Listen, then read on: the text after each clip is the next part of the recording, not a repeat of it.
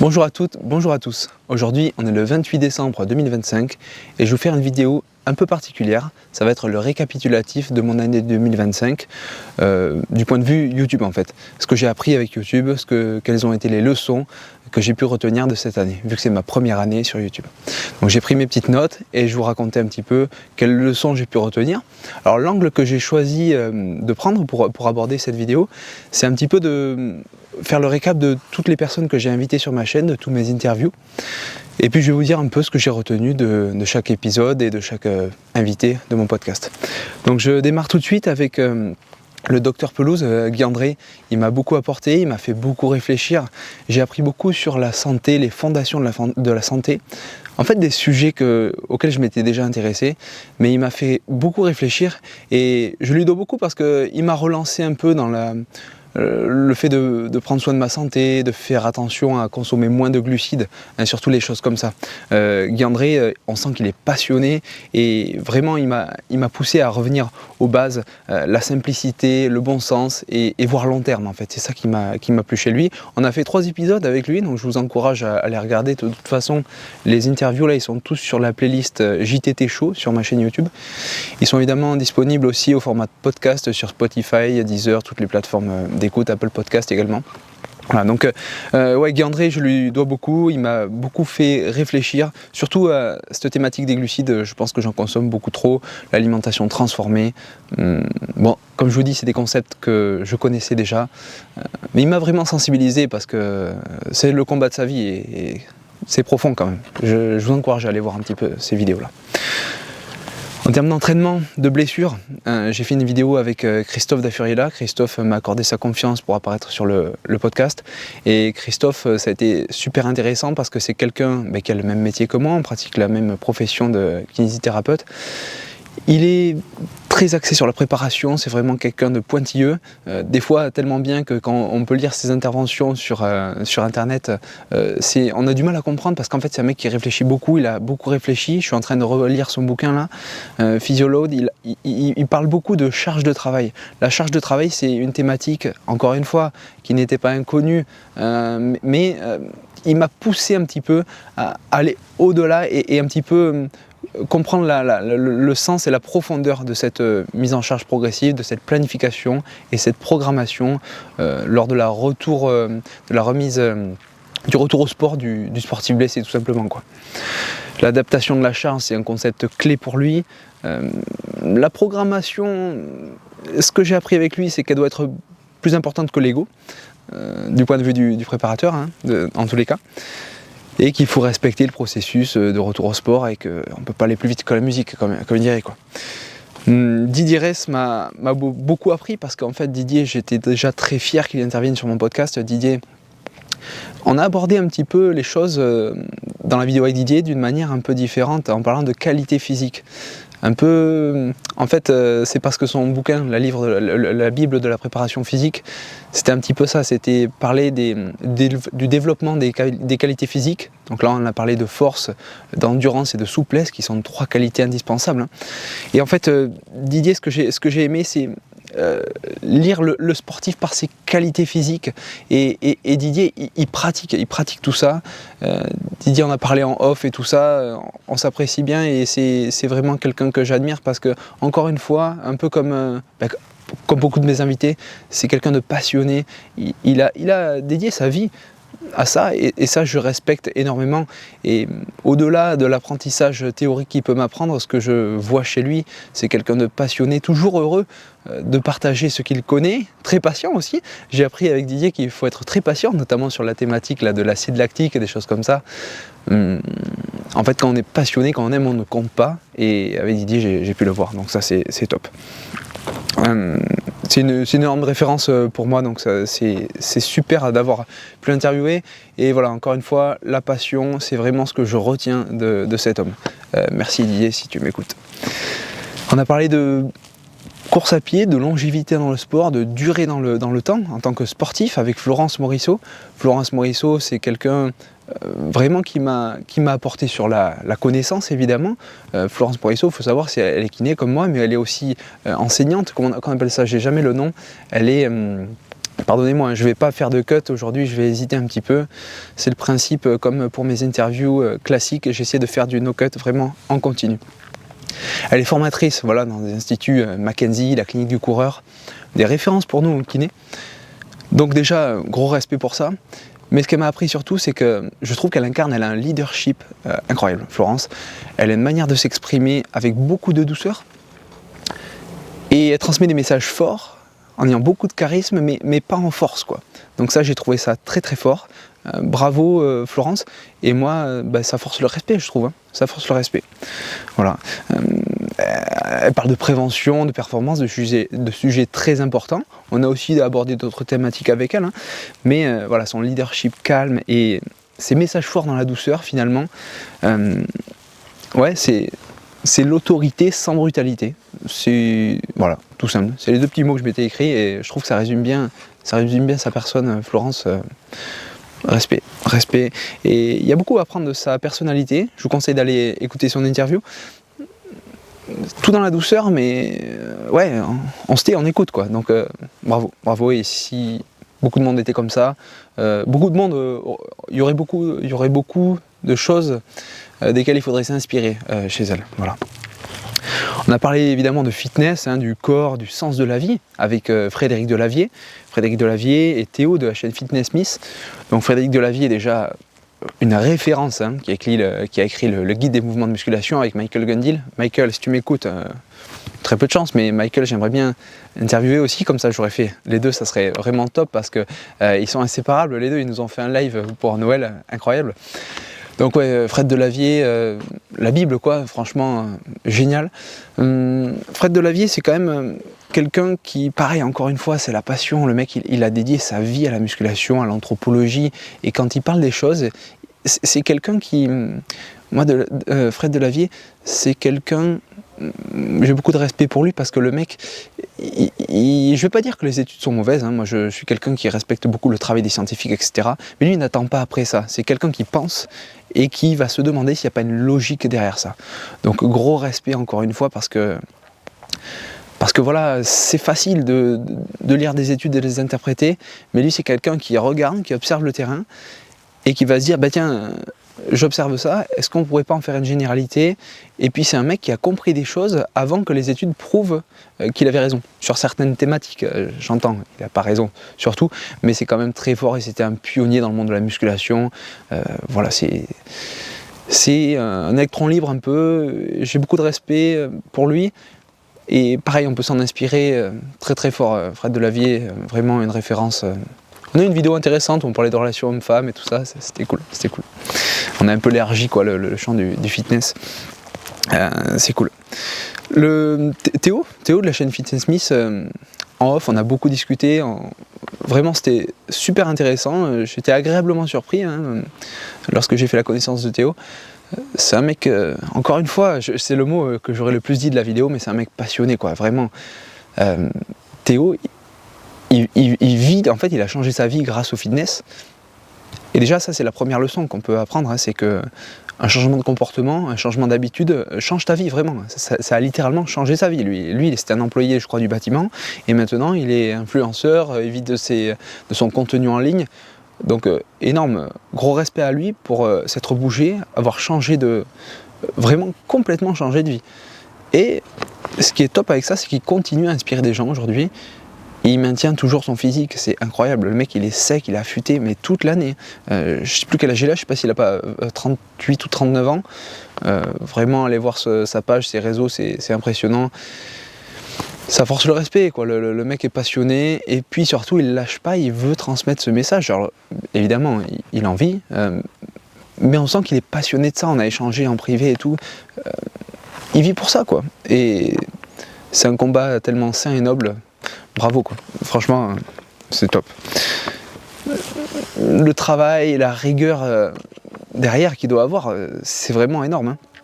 Que ce soit pour lui, pour Fred Delavier, pour tous ceux dont j'ai parlé avant, c'est vraiment incroyable et voilà, il faut respecter ce travail quand même parce que souvent on voit les gens comme ça, on n'imagine pas le travail qu'il y a eu derrière. Il faut se dire qu'avant le Théo là, de la chaîne Fitness Miss, super en forme et tout, affûté, qui a du temps pour faire son sport, etc., pour faire des vidéos. C'est quelqu'un qui s'est bougé le cul, qui est vraiment sorti de la rat race, comme on pourrait appeler ça. Gros respect, quoi. Vraiment, je pense qu'on devrait tous en inspirer, encore une fois. Hein. On a parlé, un sujet fâcheux, hein. On a parlé d'intelligence artificielle avec Laurent Alexandre. C'est la vidéo la plus vue de la chaîne pour le moment. Alors là, il y a plusieurs leçons à tirer de cet épisode. Hein. Alors Laurent Alexandre, il m'a fait le plaisir d'accepter ma demande. Et ça, déjà, énorme. Première leçon, déjà, d'entrée, c'est l'humilité quand même du monsieur. Même s'il n'est pas apprécié par certaines personnes, moi j'étais et je suis encore une petite chaîne, je suis encore un petit créateur de contenu. Et finalement, il a accepté de venir sur ma chaîne, donc j'apprécie beaucoup parce que ben voilà, c'est bien de garder les pieds sur terre et d'accepter de... Ben en fait, il m'a fait plaisir, quoi. Il a été sympa de m'accorder cette interview. Et puis aussi, on s'est bien entendu, on a discuté un peu en off, ça s'est super bien passé. Moi, c'est quelqu'un que j'ai apprécié, c'est cool, c'est quelqu'un que j'apprécie. Mais je comprends qu'on ne puisse ne pas l'apprécier parce que justement, on y vient. Il a quand même une manière de voir le monde qui est un petit peu différente de la masse, bien différente de la masse d'ailleurs. Hein. Alors Alexandre, il parle de l'IA, du futur et de sujets sensibles. Donc ça en fait une personne clivante, hein, puisque il parle quoi, d'intelligence artificielle, que ça va nous remplacer, que ça va créer beaucoup de chômeurs finalement. Ça va créer des personnes sans emploi. Il parle aussi de, comment ça s'appelle, d'eugénisme, ouais. Donc hein, c'est ça, les hommes augmentés, qu'est-ce que ça va donner, est-ce que c'est bien, est-ce que c'est pas bien. Mais je trouve qu'il a le mérite de l'aborder, ce sujet-là. Et puis, la conséquence, c'est que j'ai regardé, ça a fait beaucoup de commentaires, vous irez voir, je mettrai en lien la vidéo, il y a eu beaucoup de commentaires, beaucoup qui ont apprécié, hein, évidemment, et beaucoup qui ont vraiment détesté, et qui ont même la haine. Et en fait, ce que j'ai retenu, c'est que, je l'ai dit dans tous les commentaires, vous le savez, ce que je pense, c'est que moi, je suis persuadé qu'on peut apprendre de tout le monde. On peut apprendre de tout le monde, même de ceux avec qui on n'est pas d'accord, même de ceux avec qui, même de ceux qu'on pense être bon je vais pas dire le mot, je voulais pas me mettre un bip, je voulais m'épargner un truc au montage, certaines personnes, dont on pourrait dire que ce sont de mauvaises personnes, on peut apprendre d'elles, j'en suis sûr, mais par contre ce que j'ai compris avec cette vidéo, et c'est de la Kim, on en parlera après, c'est qu'en fait, même si je pense ça, tout le monde ne pense pas comme ça. Et ça, c'est une des plus grosses leçons de cette année 2025, c'est qu'on n'est pas d'accord avec tout le monde. Chacun a une morale différente. Et c'est vraiment compliqué parce que, en étant persuadé que tu fais quelque chose de bien, puisque tu amènes de la connaissance à beaucoup de personnes, on va venir te critiquer personnellement parce que tu as interviewé quelqu'un qui dit des choses avec lesquelles ceux qui ont regardé la vidéo ne sont pas d'accord. Et je trouve ça un peu triste, ça m'a beaucoup touché. Et puis après je me dis, en fait c'est le jeu, tu as choisi de t'exposer sur internet et voilà, ça fait partie du jeu. Mais c'était une grosse leçon de... en fait, ça paraît évident comme ça, j'ai peut-être un peu l'air naïf de vous dire ça. C'est une vidéo de nature, hein, je me livre un peu tranquillement à vous là. Mais même si ça paraît évident, moi ça a été une leçon. Me dire que ouais, tout le monde ne pense pas comme moi, et ceux qui ne pensent pas comme moi peuvent être agressifs. Vous allez me dire, mais il est naïf celui-là. Parce que moi, quand je suis pas d'accord avec quelqu'un, je vais pas forcément être aussi, comment on va dire, je sais pas violent, mais ressentir autant le besoin d'insister sur l'aspect maléfique de la personne qui ne pense pas comme moi, quoi. Bref, je persiste à penser qu'on peut apprendre de tout le monde, même de ceux avec qui on n'est pas d'accord. Je me suis un petit peu étendu, mais je pense que ça valait le coup parce que c'est pour moi le plus gros sujet de cette année 2025. Voilà, donc Laurent Alexandre, personne atypique, clivante, oui, en effet, mais... et oui, aussi, un petit truc, je ne l'ai pas marqué dans mes notes, mais quand même, Laurent Alexandre, il n'est pas apprécié aussi. Pourquoi? Parce que c'est quelqu'un qui sait faire et qui a un domaine de compétences très très très large. Il connaît beaucoup de choses sur un tas de choses vraiment complètement différentes. Hein. Le mec, urologue, il parle d'IA, spécialiste de l'IA, il a fait l'ENA, alors je ne sais plus il va y avoir des haters qui vont pouvoir me dire exactement où s'y arrêter, etc. Mais en tout cas, il a beaucoup de connaissances dans beaucoup de domaines, en politique également, en économie. Donc ça a du mal à passer chez les gens de voir quelqu'un qui a des connaissances dans plusieurs domaines. Et parce que je pense qu'une des leçons aussi de cette année 2025, même si encore une fois c'est quelque chose dont on se doute, une des leçons c'est que on a beaucoup de mal de voir quelqu'un réussir mieux que nous dans plusieurs thématiques différentes. On a tendance à se dire ouais, lui par exemple à l'école, lui il a des bonnes notes, mais regarde, moi je suis meilleur en sport, tu vois. Donc on a toujours l'impression, je m'exprime mal, mais on a toujours l'impression que si quelqu'un est meilleur que nous dans un domaine, c'est parce que il est à chier dans un autre domaine. Mais dès qu'on voit quelqu'un qui est meilleur dans plein de domaines, en fait qui est meilleur que nous dans tous les domaines presque de la vie, ça nous fait mal. Et on a aussitôt tendance à devenir haineux. Alors je parle pas pour moi, je parle pour la majorité des gens. Et puis bon, Internet a cette chose-là que Internet permet d'enlever les filtres, quoi. C'est-à-dire les gens ils s'expriment, quoi. Ils ont un truc sur le cœur, ils le disent. Et en même temps, c'est pas plus mal parce que ça permet de vraiment de plus en plus connaître la nature humaine, quoi. Bon voilà, je m'emballe un peu, mais c'est la vérité, c'est ça. Ça de bien, ça de mal que on peut le prendre personnellement, les attaques sur Internet, mais ça de bien que ça permet de comprendre un peu la mentalité, la psychologie un peu des gens, puisqu'il n'y a pas ce filtre de l'interaction, la vraie interaction, quoi. On a parlé de sport et de transfert aussi avec Matt Viger, on a parlé de golf, donc tout autre sujet. La leçon que j'ai retenue là, c'est que j'ai jamais fait de golf. Je suis allé une fois, sortie scolaire, je pense qu'il n'y avait plus d'herbe sur le terrain de golf. J'avais tout arraché.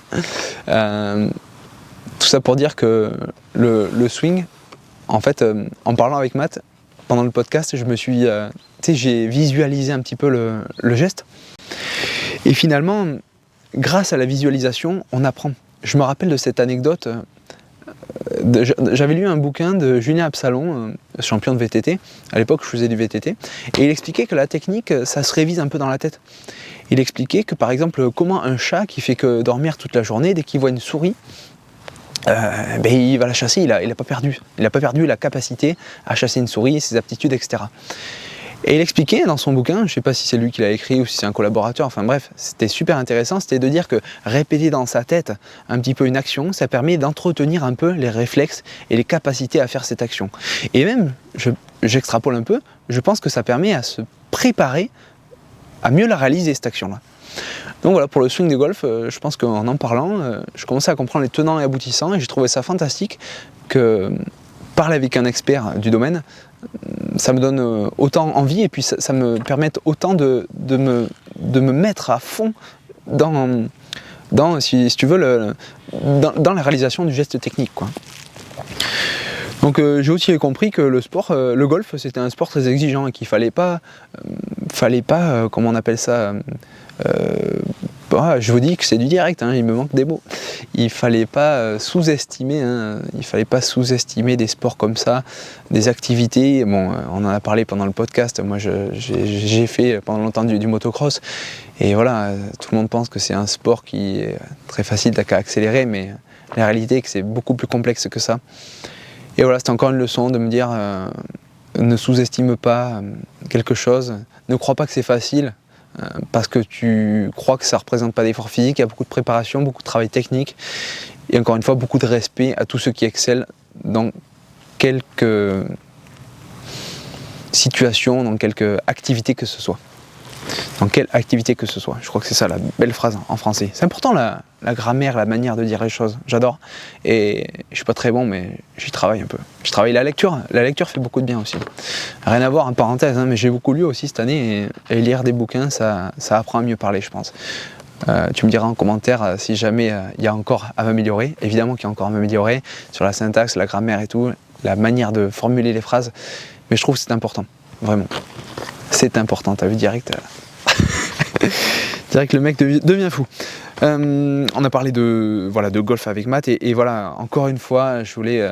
Ça a contribué, encore une fois, la vidéo avec Matt, la passion la passion, vraiment, c'est ce qui rend intéressant quelqu'un. Quand quelqu'un est passionné, ouais, il peut me parler de jeux de dames, d'échecs, de cheval, ça peut être une ballerine, elle peut me parler de tout ce qu'on veut. Vraiment, je vais être intéressé. Ce qui te rend intéressant, c'est la passion que tu as quand tu parles des choses dont tu parles. Tu parles des choses qui te plaisent. Être passionné, c'est être un petit peu passionnant quand même, je pense. Alors on a parlé également avec Christophe Bonnefond et Dompierre Albertini de relations humaines et de plaisir d'échanger. Alors là, les deux, je les mets ensemble parce qu'ils sont très potes, vous le savez. Ils ont une chaîne en commun, une chaîne YouTube en commun d'ailleurs. Donc Christophe, c'était top, l'échange qu'on a eu ensemble, vraiment on a ri. Christophe, c'est la positivité, c'est le sourire, et c'est beaucoup de valeurs communes. Et en fait avec Christophe, la leçon que j'ai retenue, c'est que quand avec quelqu'un tu as autant de points communs, mais tu ne peux pas ne pas t'entendre. Tu vois, j'ai cet exemple qui me saute à la tête là, qui me vient en tête, voilà.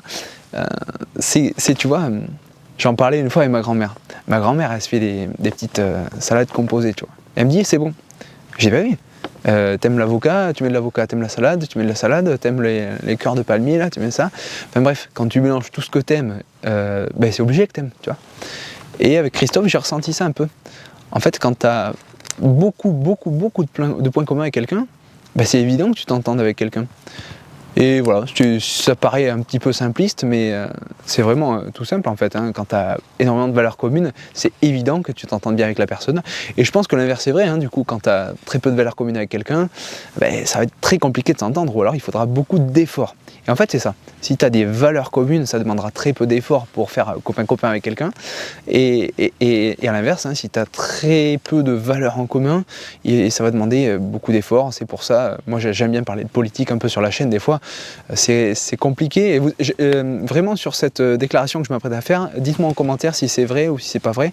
Je pense que quand on est en couple avec quelqu'un qui ne partage pas les mêmes opinions politiques que soi, c'est compliqué de faire que ça marche. Je pense que pour la politique notamment et les valeurs en général, mais bon, l'opinion politique correspond à certaines valeurs que l'on a quand même, on est d'accord. Bon bref, c'était la petite parenthèse, mais voilà, les valeurs communes font évidemment que ça va matcher avec quelqu'un, c'est évident, voilà. La leçon avec Christophe Bonnefond, avec Dompierre Albertini. Dompierre, c'est vraiment un monument. Moi j'aime beaucoup Dompierre pour la manière dont il s'exprime, j'en parlais juste avant. Lui, c'est vraiment un mec, il a la passion du mot juste. D'ailleurs, je le dis dans le podcast et ça lui a fait très plaisir que je relève ça.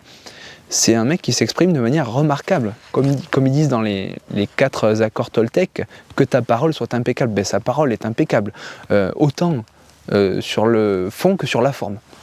Donc vraiment excellent, Dompierre. Dompierre, voilà, la maîtrise de la parole, la sagesse, il a un niveau de sagesse qui m'a, qui m'a humbled un peu, tu vois, et qui m'a fait prendre conscience du fait que j'avais des progrès à faire quand même.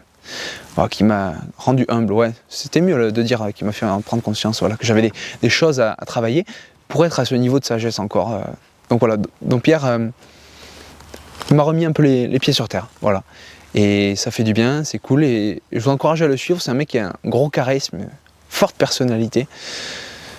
Dompierre, je vous encourage qu'à le suivre et à s'inspirer aussi de sa manière de parler, parce que c'est tellement important d'avoir le mot juste quand on parle. Moi, c'est quelque chose que j'essaie de faire. Je vous l'ai dit un peu tout à l'heure, mais je parlais de la syntaxe, mais vraiment la précision dans les mots.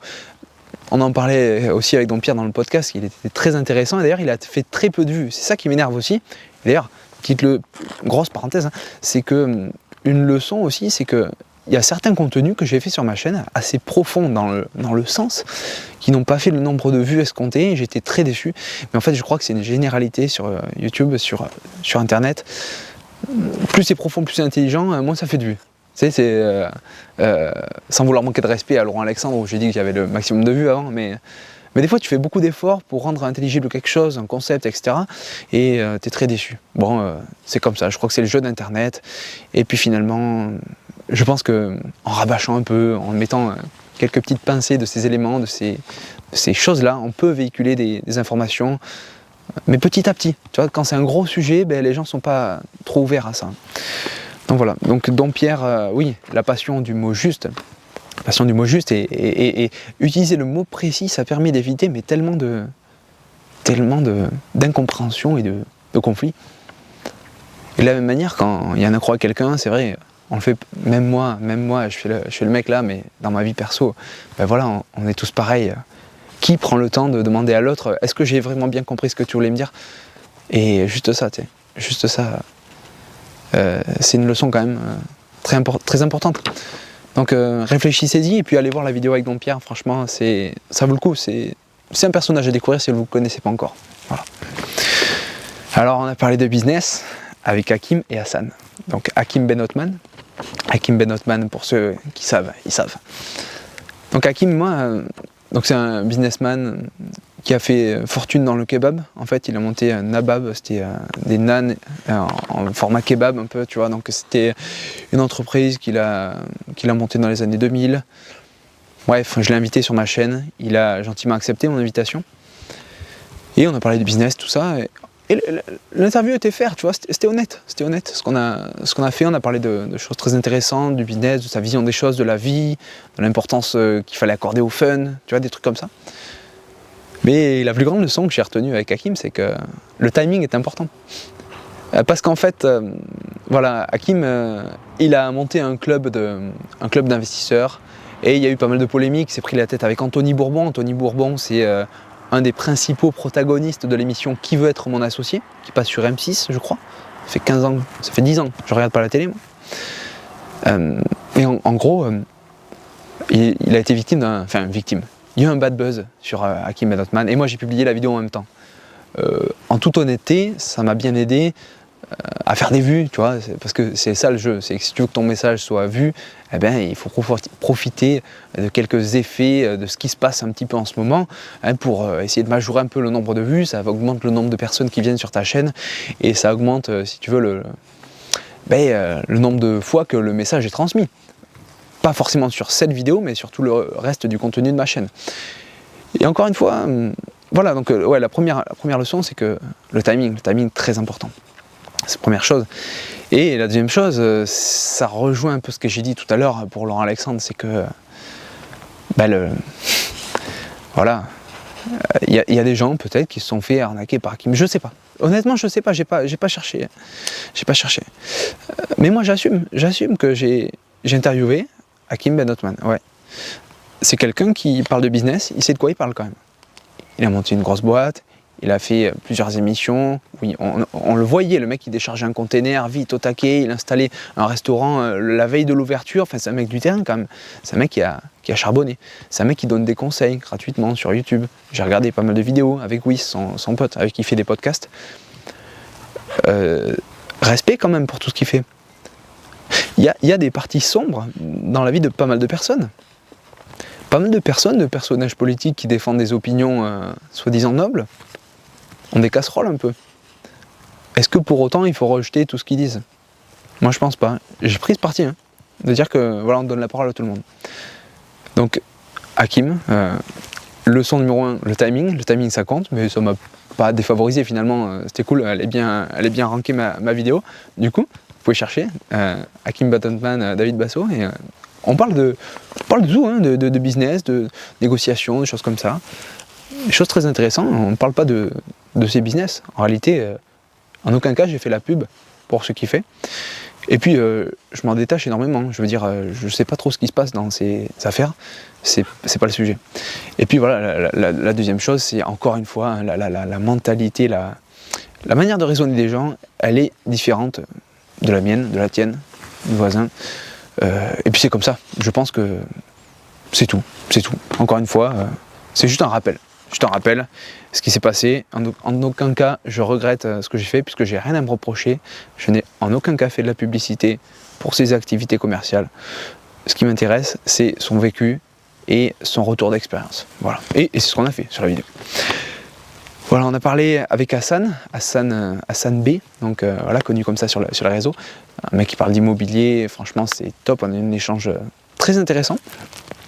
Et là on a parlé de plein de choses et tout, c'était super intéressant, mais surtout il y a une chose, c'est le succès. Pour arriver à un certain succès, eh bien ça demande des sacrifices. Hassan en a payé le prix. Il a payé le prix au niveau de sa santé, au niveau de sa santé physique, mentale des fois. Voilà, comme on dit, on en a parlé dans l'interview, si tu veux quelque chose, il va falloir payer le prix. Tout est faisable, mais il va falloir payer le prix. Hein.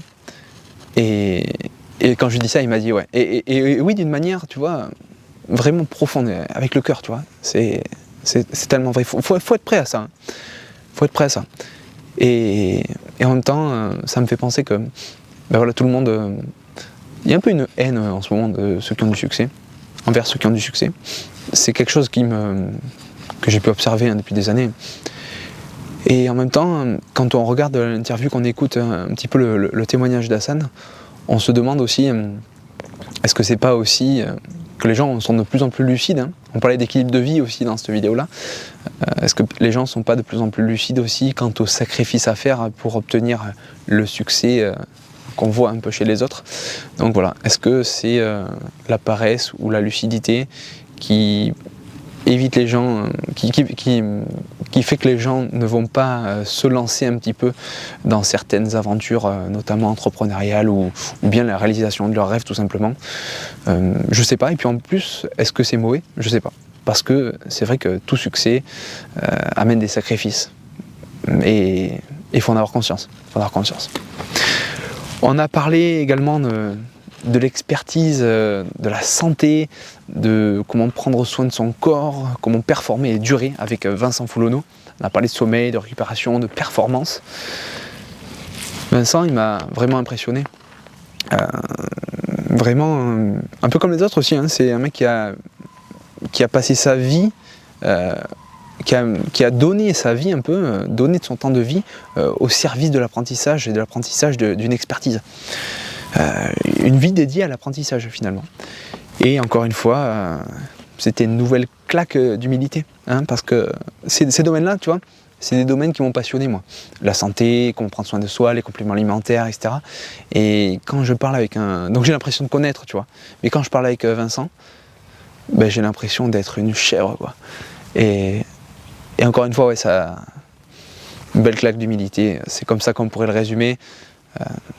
Au-delà de tout ce que j'ai appris en connaissance pure avec lui. Hein. Mais si on va, l'objet de la vidéo aujourd'hui, c'est pas de dire tiens j'ai appris que la caféine, tu vois. Pour ça, ben, allez voir la vidéo.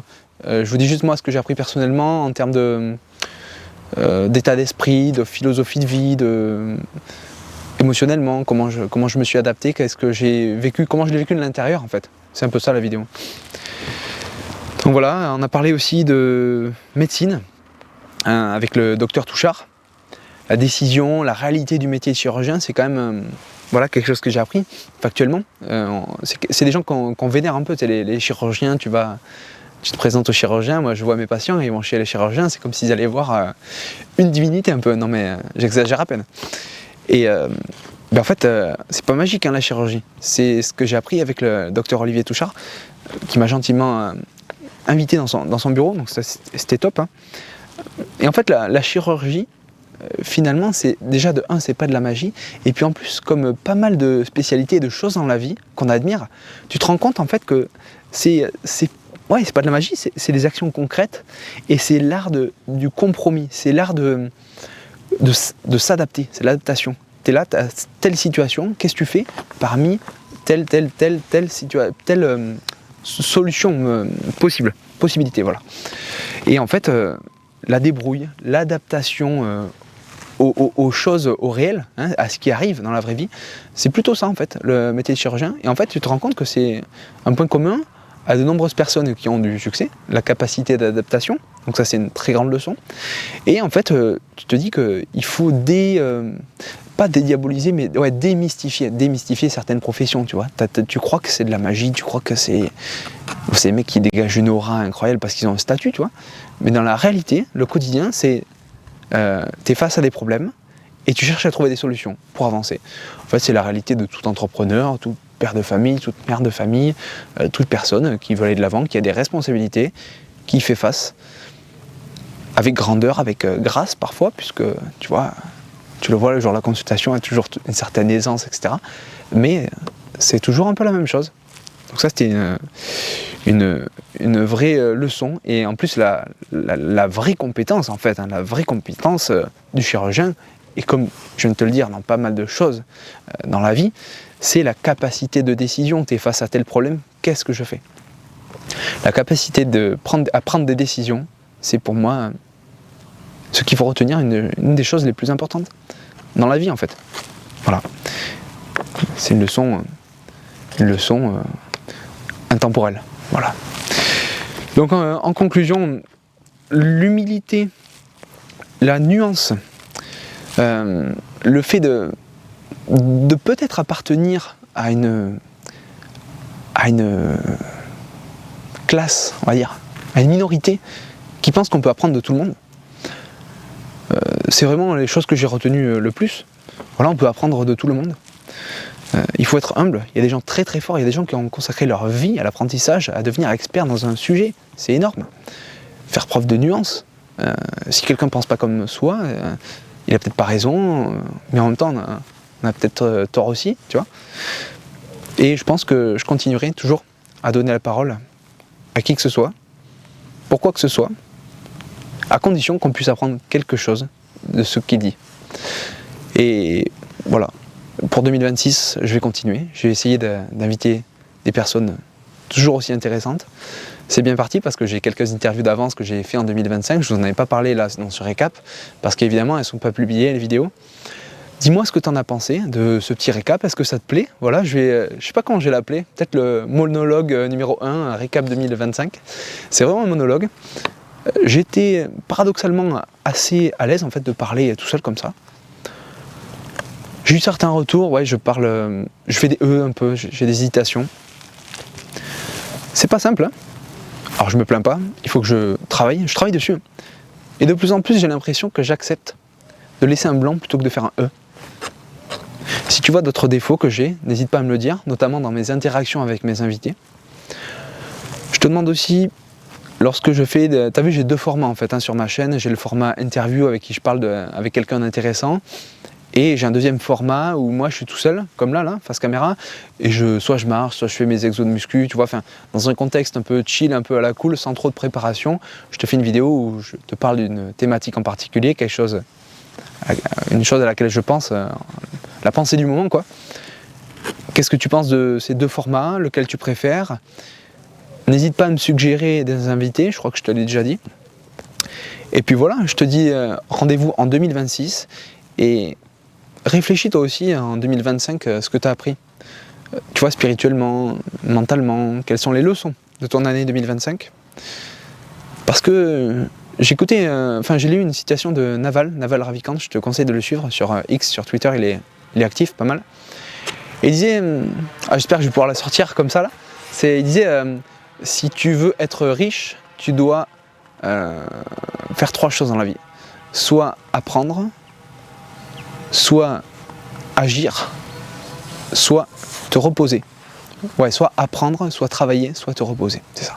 Et en fait, être riche, oui, ça peut être quelque chose que tu souhaites développer, travailler sur ta richesse, mais également sur autre chose. Pour toute compétence que tu souhaites travailler, il faut soit l'apprendre, donc prendre des leçons théoriques, soit la pratiquer, soit te reposer. Et en fait, tu n'as que trois choses à faire. Donc avoir un petit retour à la fin d'une année de travail sur une des choses que tu essaies de travailler, de développer, c'est bien de prendre un petit peu de recul et de se dire tiens, il faudrait que je modifie ça, ça, ça et ça, et mettre des choses en place. Donc en 2026, dis-moi toi ce que tu vas mettre en place pour être meilleur à ce que tu as entrepris en 2025. C'était David, je te remercie et puis je te dis une joyeuse fin d'année, passe de bonnes fêtes, il reste encore le réveillon.